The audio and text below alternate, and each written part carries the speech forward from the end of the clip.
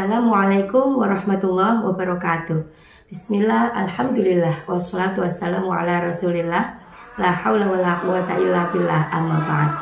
Pemirsa yang dirahmati Allah, alhamdulillah hari ini kita bisa berjumpa kembali di pengajian Ramadan Kitab As-Sittin Al-Adliyah.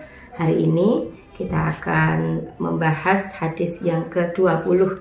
Ya, dengan demikian kita juga sudah berada di tanggal 20 Ramadan.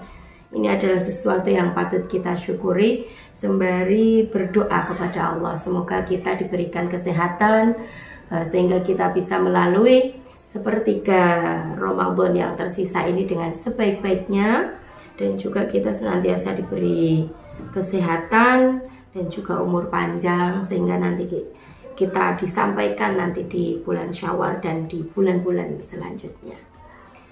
Kita mulai saja. Bismillahirrahmanirrahim. An Anas bin Malik radhiyallahu anhu yaqulu. Dari Anas bin Malik radhiyallahu an berkata, Ja'a salah satu rohtin. Ja'a telah datang salah satu rohtin, 3 orang laki-laki. Ila buyuti azwaji Nabi sallallahu alaihi wasallam, ke rumah-rumah istri-istri Rasulullah sallallahu alaihi wasallam. Yas'aluna, ya, maka mereka datang itu untuk bertanya, ya. An ibadati Nabi sallallahu alaihi wasallam, mereka bertanya tentang ibadah Nabi Muhammad sallallahu alaihi wasallam. Falamma ukhbiru, maka ketika diceritakan, ya, dikabarkan apa yang dilakukan oleh Nabi, ka'annahum taqalluha, ya, maka mereka itu merasa sedikit sekali yang mereka lakukan, ya. Faqalu, maka mereka berkata, wa aina nahnu minan nabi sallallahu alaihi wasallam, bagaimana dengan kami yang masih sangat jauh sekali dengan nabi ini, gitu ya. Jadi mereka khawatir karena ternyata mereka merasa yang mereka lakukan itu masih sangat jauh dengan yang dilakukan oleh nabi. Qad ghufira lahu, ya, padahal Nabi itu sudah dihapuskan dosa-dosanya, mata qaddama min dambihi, ya, dosa-dosa yang telah lalu, wa mata akhara, maupun dosa-dosa yang akan datang. Jadi Nabi itu walaupun dosa-dosanya sudah diampuni saja, ibadahnya masih sangat luar biasa. Nah, dengan perbandingan itu, 3 laki-laki itu merasa belum melakukan apa-apa. Qala ahaduhum, lalu satu di antara ketiganya itu berjanji, amma ana fa ini usolli laila abada, saya akan sholat malam terus-menerus sepanjang malam. Jadi yang satu berkata, saya akan sholat malam terus. Wa qala akharu ana asumud dahra wala uftiru. Kemudian yang satu lagi ini berkata, saya akan puasa terus-menerus, ya, selama setahun, ya, tanpa satu hari pun berbuka. Jadi dia akan puasa terus-menerus tanpa ada kecuali.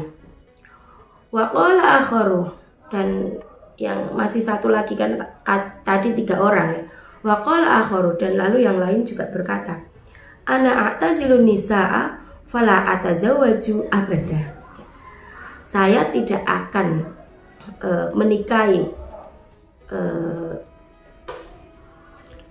saya tidak akan menikah sama sekali dengan perempuan, ya, dan juga tidak akan mendekati, ya, atau akan menjauhi daripada perempuan.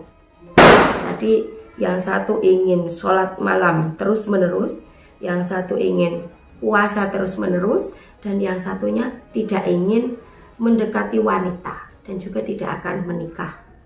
Faja'a Rasulullah sallallahu alaihi wasallam, maka kemudian Rasulullah datang, faqala, dan berkata, antumul ladina qultum kada wa kada, apakah engkau yang bilang ini dan itu, kada wa kada.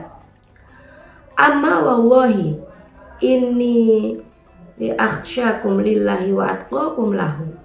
Demi Allah, padahal aku yang paling takut kepada Allah, yang paling bertakwa, yang paling dekat kepada Allah. Lakinni asumu wa uftiru, tapi saya itu ya kadang puasa, kadang tidak, ya. Tidak puasa terus menerus. Wa uswali wa arqudu, dan juga saya sholat dan juga tidur. Wa atazawwajun nisaa, dan saya juga menikahi seorang perempuan.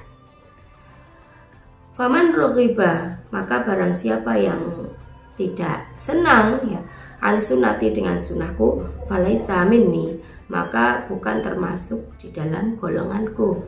Rawahul Bukhari, hadis ini diriwayatkan Bukhari.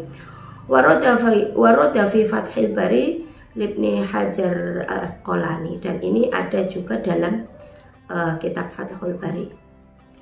An asla lafaz taqalluha, bahwa asal dari kata taqalluha itu taqalaluha, yaitu taqalaluha ay ra'a ulaminhum anha qalila, adalah melihat setiap dari ketiga sahabat tersebut bahwa ibadah mereka itu adalah sedikit.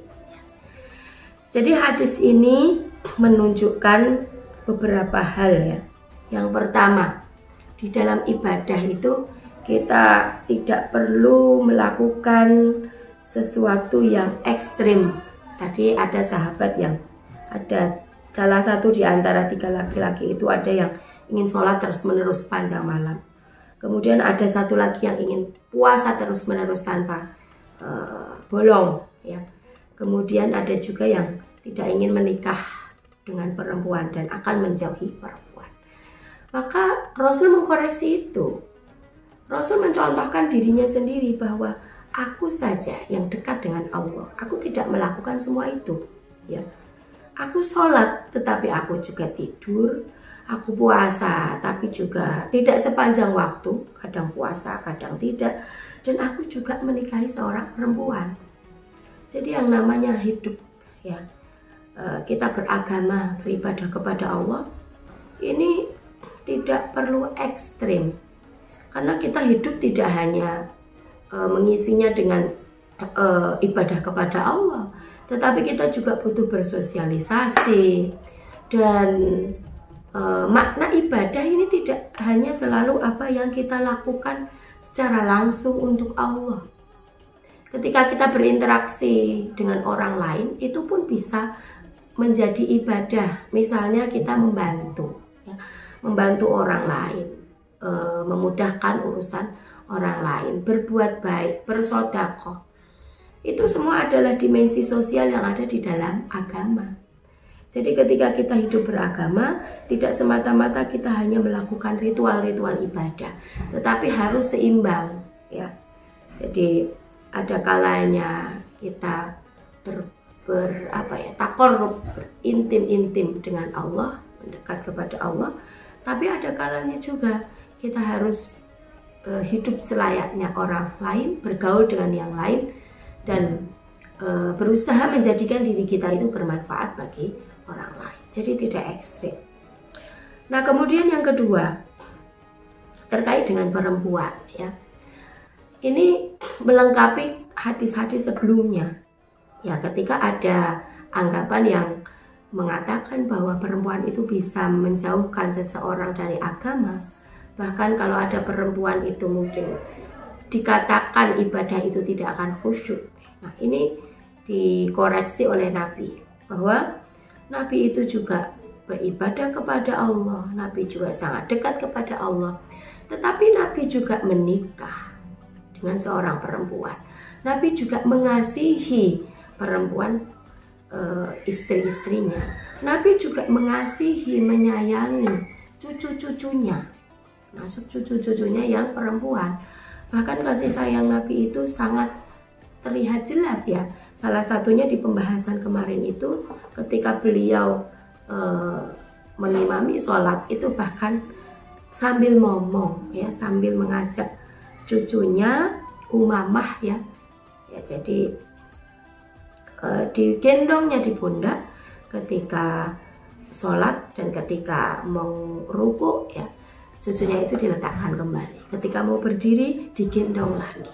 Ini membuktikan ya bahwa menurut Rasulullah tidak benar anggapan yang mengatakan bahwa perempuan itu menjauhkan seseorang dari agama atau bisa mengurangi nilai ibadahnya. Nah, itu apa yang kita bahas pada hari ini. Semoga kita bisa mengambil maknanya dan juga bisa mengamalkannya di dalam kehidupan kita. Kita berdoa kepada Allah, mohon tuntunan dan juga dimampukan agar kita selalu bisa berusaha untuk menjadi orang yang tidak hanya solih dan solihah, tetapi juga muslih dan muslihah. Kurang lebihnya mohon maaf. Wallahul muwaffiq ila aqwamit thoriq. Wassalamualaikum warahmatullahi wabarakatuh.